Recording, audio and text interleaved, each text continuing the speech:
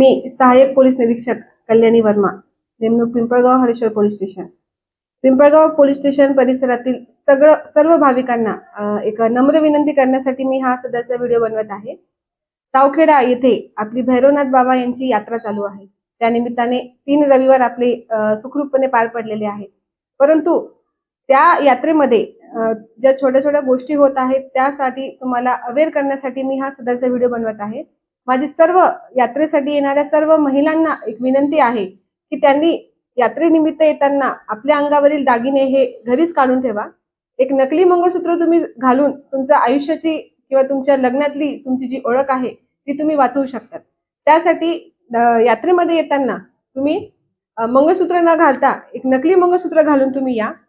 तुमच्या हातामध्ये जर पर्स असले किंवा इतर काही साहित्य असले त्याची तुम्ही काळजी करा. तुमच्यासोबत तुमचे लहान मुलं असतात.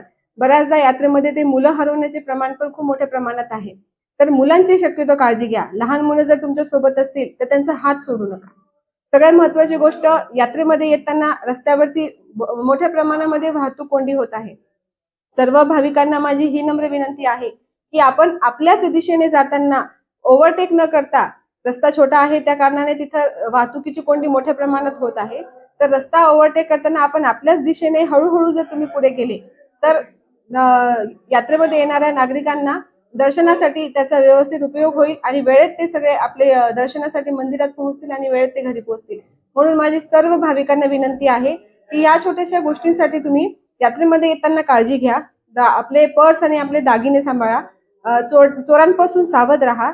जर तुम्हाला कोणी संशयित वाटत असेल तर आजूबाजूला आपले जे पोलीस आहे, युनिफॉर्म मधले पोलीस आहे आणि काही सिव्हिल मधले पोलीस आम्ही तिथे फिरत आहे. तर तुमच्या संशयित जर तुम्हाला कोणी वाटत असेल तर तुम्ही ती माहिती पोलिसांना द्या. पाळण्याच्या ठिकाणी जेव्हा तुम्ही लहान मुलांना घेऊन जात आहात तिथे पाळण्यामध्ये बसण्यासाठी बऱ्याच प्रमाणामध्ये गर्दी होत आहे. शक्यतो महिलांपासूनच सावध राहा, कारण की चोरणाऱ्या बऱ्याच महिलाच आहे. त्या कारणाने आपल्या आजूबाजूला कोण आहे याची आपण दक्षता ठेवा, लक्ष ठेवून राहा.